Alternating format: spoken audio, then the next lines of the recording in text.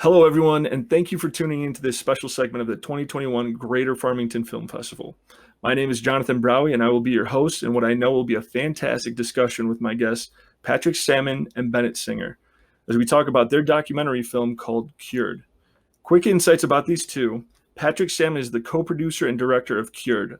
A resident of Washington, D.C., he previously served as creator and executive producer of Codebreaker, an award-winning drama documentary about the life and legacy of gay British codebreaker Alan Turing that reached more than 3 million viewers worldwide. Bennett Singer is a Brooklyn-based filmmaker and the other co-director and co-producer of CURED.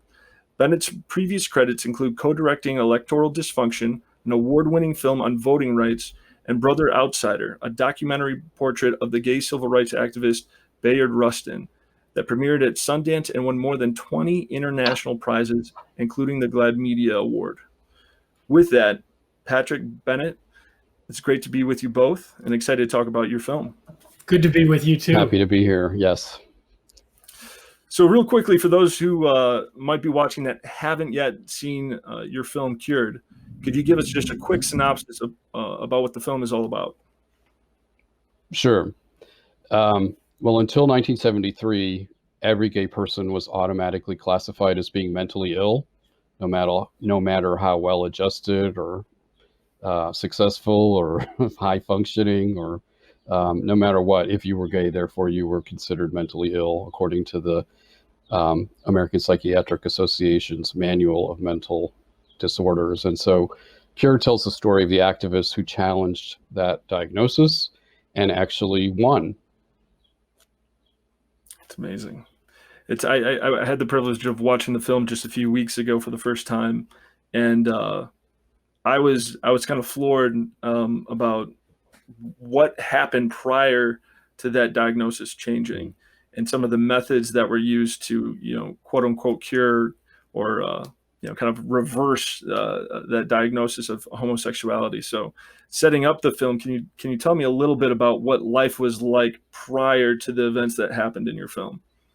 Yeah, I think we were fortunate to be able to interview so many of the people who lived through this fight, who helped bring about this change, challenging the DSM classification of homosexuality. And one of the things that was so eye-opening about the conversations we had was learning about the impact that this diagnosis had on gay and lesbian people at the time. And most particularly, we learned about it through the prism of young people who were coming to terms with who they were as gay or lesbian people. And they were looking for information. Of course, this is long before the internet. And so they would go to a library to read about what they were feeling and process who they were. They didn't necessarily know other people like themselves. And the first thing they learned about themselves was that they were sick. And there was, shelves of books, or one person, Gary Allender, one of the people who participated in a ZAP at the 1970 APA convention, he talks about going to a library at the University of Minnesota his freshman year. And there was only 10 or 12 books about homosexuality, and every single one said that he was sick. And so the impact that had on the psyche of gay and lesbian people, and these are people even who were involved in the fight for changing this. They were people on the front lines of activism, and even they felt this internalized homophobia. And of course, this label had much more dire impacts as well, as people were sent to mental institutions, and some were forced to undergo electroshock therapy or lobotomies. So there's and others, like Dr. Charles Silverstein, interviewed in our film, spent 7 years going 3 times a week to a psychotherapist to quote, get cured. So there was a litany of effects from this diagnosis. And the key thing to keep in mind is that business and government use this mental illness label to justify discrimination. So as long as we were classified as mentally ill, then business and government was going to hold their hands up and say, oh, well, there's nothing we can do to treat you any better because you're sick. Mm. It's really scary to me watching that and thinking, what other sort of things are we just taking at face value that we're not aware of? Because clearly until 73, people really didn't have the gumption to go, we should challenge this. So, talk to me a little bit about what this says about society today, and how we may be perpetuating some of those same thoughts even right now. Mm. Well, I think at the heart of the film is this battle about science, because both sides of the debate claim that they had science on their side and that there was justification for the sickness label. But then they were confronted by people like Frank Kameny, who had gotten his PhD in astronomy from Harvard and was at heart a scientist, until he got fired by the US government during this purge of homosexuals that happened in the early 1950s. So here you have this accidental activist, really, who had been a scientist and a trained astronomer, but was out of a job and became really impassioned about fighting the stereotypes and really taking his scientific lens into this fight. And so he looked at, the books that Patrick was mentioning and the theories and the alleged data that was used to justify this mental illness label. And to paraphrase Kameny, he said what he found was, a mass of shabby, shoddy, sleazy pseudoscience masquerading as science. Maybe I'm quoting him. But it's close. It's close. Yeah, it's very close. He was saying, where's the rigorous scientific method? What is the sampling? Who are you looking at to come to these conclusions? And for instance, if it's only people who go to psychiatrists who you're classifying as mentally ill, well, that's not exactly a representative sample of the broader society. It's a self-selected sample of people who want psychiatric help, because by that standard, every straight person who goes to a psychiatrist could also be classified as mentally ill, which is one of the arguments that some of the advocates actually pointed out. So it was a battle about science and really looking at the data that both sides were presenting, and then cutting through some of the, I think, stereotypes and prejudice that were being used to justify this classification, and really to say that there were, in fact, scientists like Kinsey, who in the 40s had done this giant study that had a much wider sample, and that concluded that there's a wide variation, natural and normal variation of sexual orientation, and that throughout time and throughout nature and throughout history, there have been people who were attracted to members of their own sex, and that was part of the human experience, which psychiatrists didn't really like, partly because it sort of put them out of business. I mean, there was a pragmatic angle to it, and partly because I think it conflicted with their views about what is normal. And part of this too is we're dealing with the post-World War II era, where conformity, I think, was really being valued and espoused by certain members of sort of the respectable establishment, and there was this push towards getting America back to a normal, so-called normal path. And so people who dared to say that being gay could be considered normal and wasn't pathological were running into that obstacle as well. So that was at the heart of the debate. I think it's also important to point out, building off what Bennett said, is the, you talked about, Jonathan, about the experts and what they thought. It was the overwhelming majority of so-called experts who had this view. Experts, historians told us, right, probably 95% of APA members at the time would have believed that homosexuality was a mental illness. Leading figures in government, in business, one of the key scenes in the film is David Susskind, who was a host on a PBS talk show. And he, who was viewed a progressive at the time, we have this key scene in the film, and we may get into more of a discussion about it later, but even he is sharing this view that homosexuality is a mental illness. So in thinking about the activists who started this uphill fight in 1969, 1970, it's important for us to remember the odds that they faced, the ultimate David versus Goliath fight, where they're going against this huge institution. They're going against the so-called experts, all of them aligned against them. And so it's great to think about and appreciate the vision that they had. Bennett talked about Frank Kameny. In the wake of this onslaught of opposition, they were, confident enough in their own views to put their foot down and say, you know what, we are normal, and we're going to fight and fight and fight to change your view of us.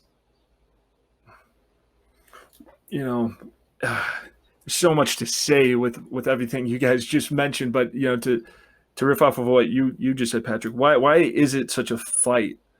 Why do people, whether it be the LGBTQ community, whether it be other minority groups, why is it such a fight?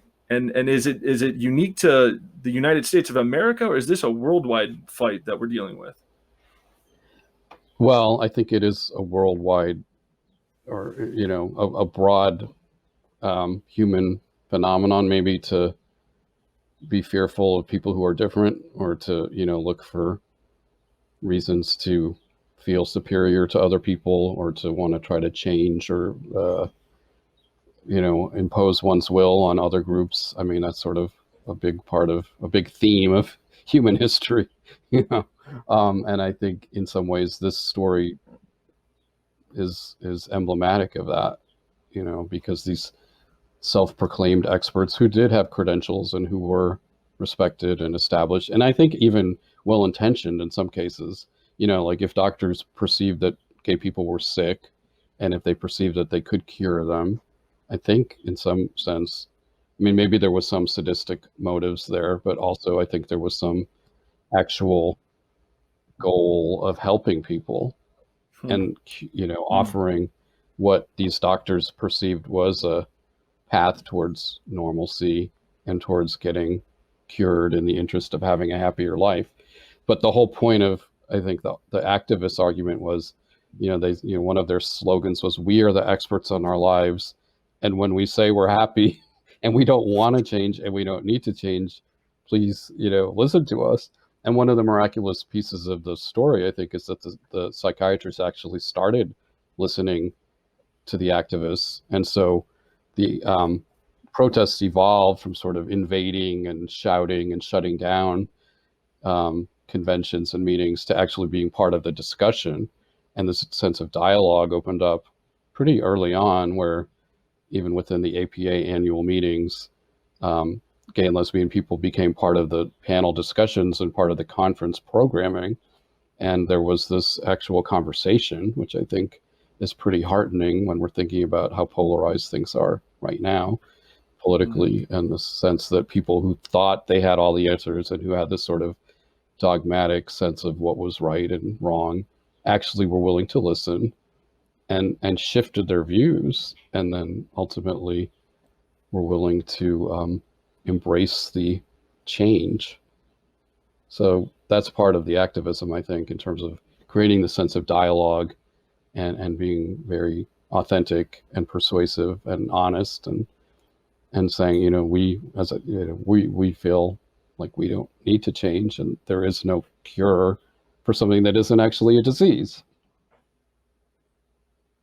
Yeah, it's a terrifying notion for, regarding something you said earlier about, these doctors, these experts, as ignorant as the thought may be, but unknowingly, right? I mean, that's the whole point of being ignorant to something, unknowingly thinking they're helping someone.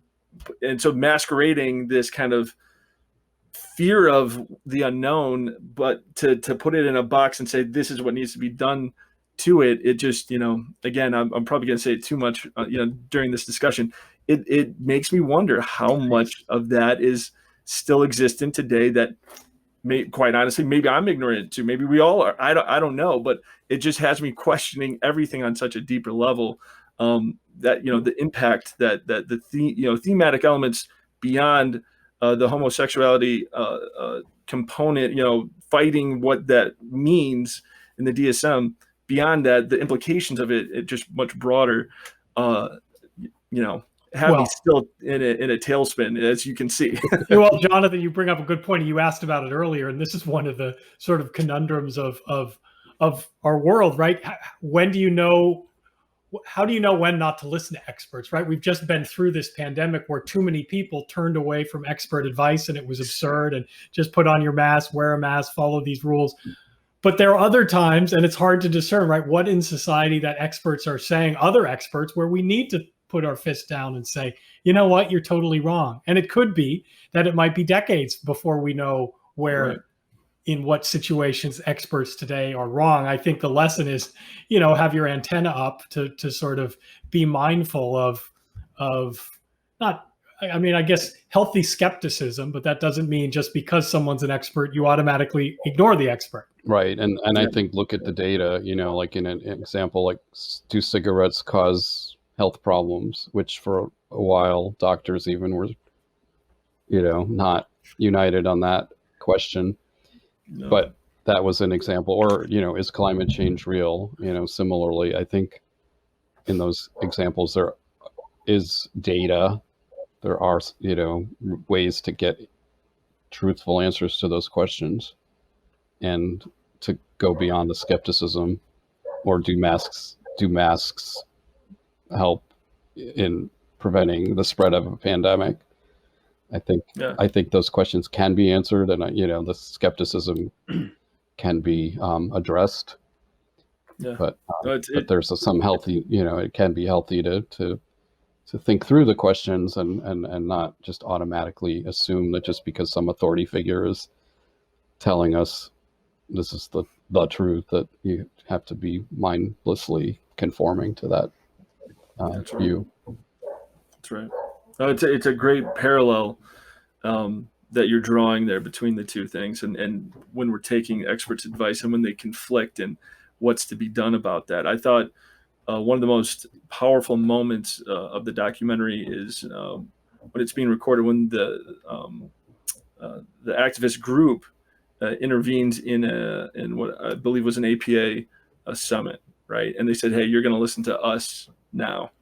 And then they kind of forced these small groups in the moment to get these psychiatrists to listen to the actual group that they're labeling as a mental disorder, as a mental illness, and to see just even in the footage that you guys found, those psychiatrists listening and the impact that that's having. It's so much easier to do that today in this virtual environment that we're in. What's prohibiting, do you think, that from happening on a more regular basis today? Boy, I love these questions, Jonathan. We've done a lot of these. We've done a lot of these conversations, and we haven't talked about any of this stuff and dozens of others. So this is good. Great. Awesome. And just to specifically talk about that scene, it's a really, important moment. And Bennett talked a bit about it earlier. This sort of shift where, at the other zaps that were happening, understandably, the gay liberation activists were angry and they shut down their opponents and they said, "Now we're going to talk." And this one, there was sort of a different strategy. And the activists were not at all working together. They were sort of planning their own strategy at each of these different, the zaps as they were called. And this time, Don Kilhefner, who we were fortunate enough to interview, he's one of the people on stage. And he talks about it was a strategic decision ahead of the event where the planners said, you know what, let's do this a bit differently, where we're going to take over the room and then we're going to facilitate a discussion. Because as you know, the way you learn about something is hearing about other people's lived experience. And that's certainly true. You're asking about it, I guess, in the context of our current world. I think we all need to get out of our silos. And that can be about a range of issues where, we have to try and engage and learn about people with different experiences than ourselves and engage in dialogue. Obviously the internet is a great way to be able to learn about their stories, but it's also great to be, having conversations and meeting with people and having those discussions. I guess to bring it up into the present, the unfortunate thing about our world today is I don't think people seek out people who maybe have different experiences or different worldviews or different opinions. And so it's harder to be able to force people to, force is the wrong word, but it doesn't seem like there's a good enough environment where people are engaging with people who are different than themselves. And I think that's the key. And it was certainly a turning point in this fight to get the APA to change its classification of homosexuality. Yeah. Well, I find it's in any of these cases, right? The science and the history component of this, as you kind of go through it, science is all about proving yourself wrong. Here's my hypothesis, right? The empirical method. It's my hypothesis. Let's go prove it wrong. And you see time and time again that people don't want to be wrong. You see that in this documentary. I'm sorry, you were going to say something. Yeah, I was just going to say, and one of the key people along those lines is Dr. Charles Socarides in our film. And Ben and I were really grateful that his son Richard agreed to do an interview for the film. And I think his perspective added so much to the story, making Dr. Socarides a three-dimensional person. Yes, he was this villain in the story. He was the leading opponent of changing, or I guess he was the leading proponent of the mental illness classification in the Diagnostic and Statistical Manual. And he lived until 2005 and never changed his view. And we have a clip about that near the end of the film as his son Richard is reflecting on sort of what happened with his father. Why did he not ever re-examine his position? And I think, Richard's view is that it became entrenched professionally. His whole identity, his professional life, the books he'd written were all sort of wrapped up in this diagnosis of mental illness for homosexuality. And so there was no way he could turn back. And I guess the challenge for all of us in our lives, no matter the position, no matter what our view of the world is or our view of other people, we have to be willing to change our opinion when, to Bennett's point earlier, when confronted with facts, when examining evidence, we have to be willing to reassess our own view of the world. Right. And I think in the case of Dr. Socarides, like, he had anecdotal evidence or cases of individual people who he claimed had changed, or their sexual orientation as a result of his therapy effectiveness. And so he was convincing himself, or wanting to convince himself, that people could change and that this was a curable illness, and that he could help people on that path. And of course, it's kind of a vicious cycle. If society is telling gay people that they're sick and they need to change, then they're going to have distress and seek out therapists or ways to try to implement that path of changing. And so and I think we're seeing that same phenomenon with the present day use of conversion therapy, which is really very aligned with what happened in the 50s and 60s. This notion that people's sexual orientation or gender identity can be changed and should be changed, and in 30 states that is still legal for minors, while 20 have banned the practice. But one interesting shift is that now every major medical organization, including the APA, is on record as saying this is a harmful practice and it's destructive, and it needs to be banned, and is not ethical or moral or medically justified.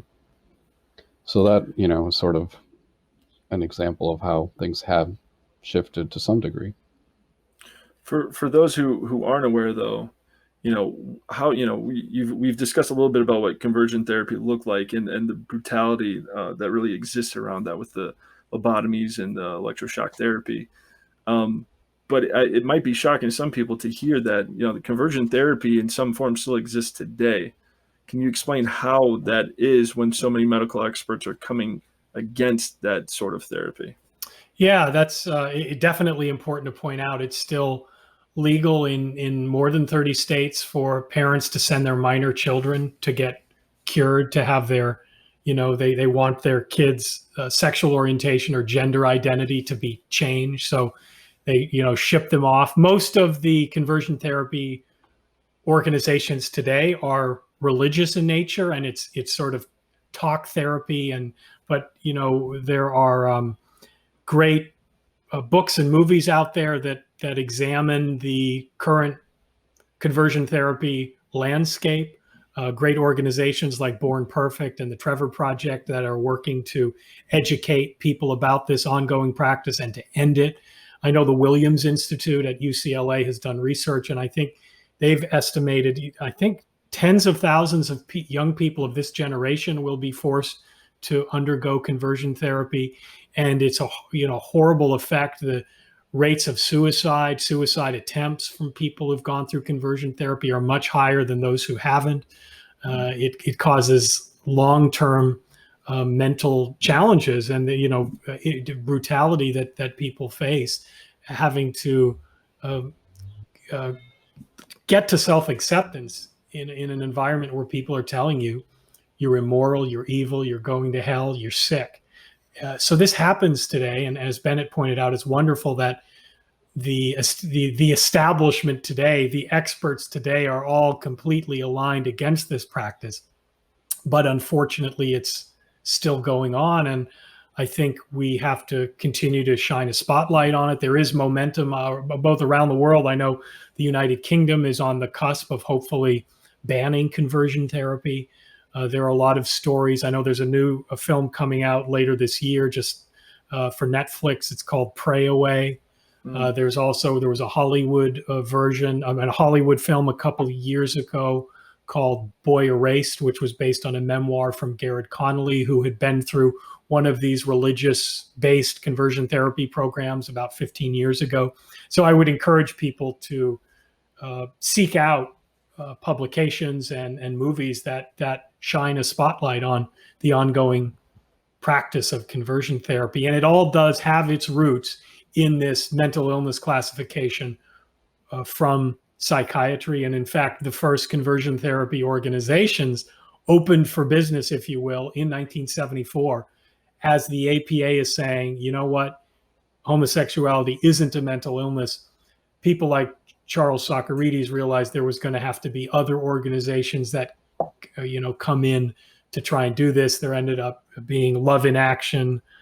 Exodus International was a central, I guess, organization overseeing a lot of these groups. And it's, we can think about the people in the 50s and 60s who faced this brutality of shock therapy and lobotomies, and lives were destroyed and people killed themselves. And unfortunately, that continued after this change in 1974 because of conversion therapy. And it's still around today and still harming people.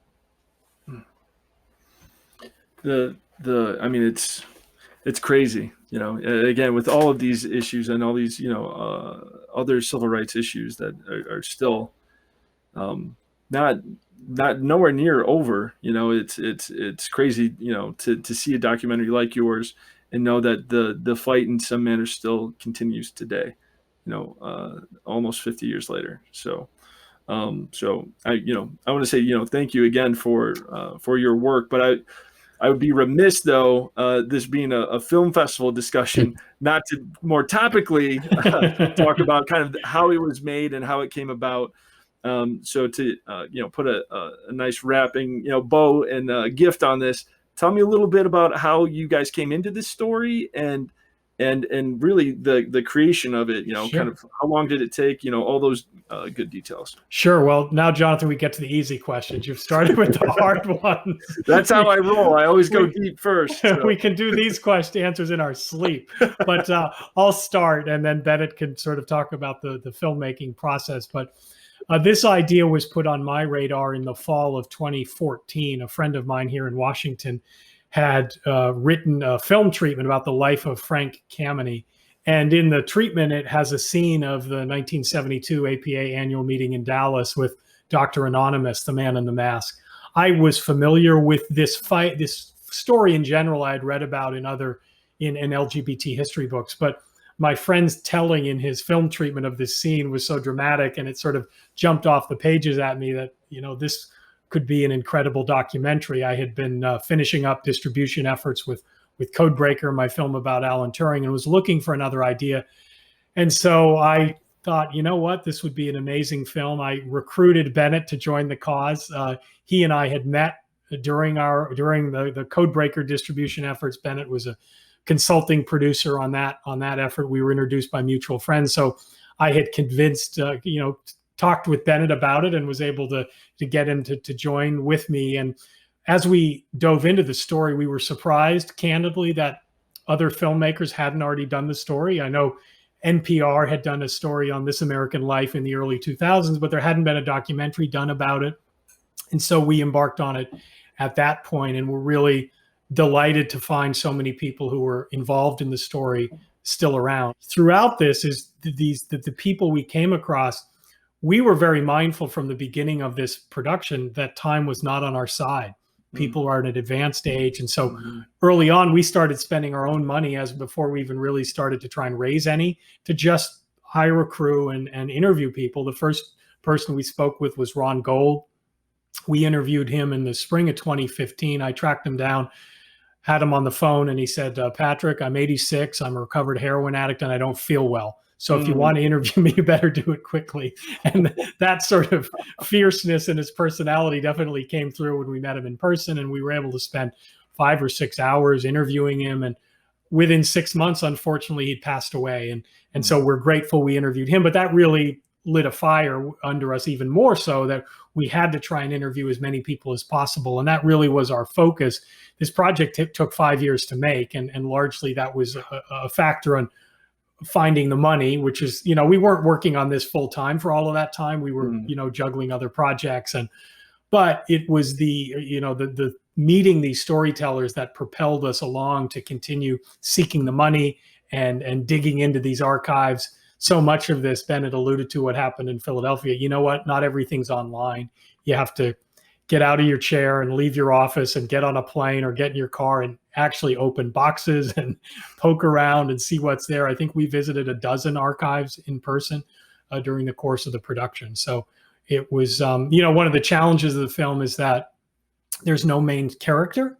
And that's part of what's so inspiring about this story. People come together and in various ways play different roles in propelling this activism and this pressure for change. But from a storytelling perspective, Bennett's film about Bayard Rustin, mine about Alan Turing, we have one hero and we're able to build the narrative around them. But from a filmmaking perspective, it's really hard when there are 9 main characters and people, come in they play a role at a certain moment in the fight, and then they sort of go to the background a bit. And so that was a real challenge from a creative perspective about how to create that and sustain the compelling narrative without having one person as a through line of the story.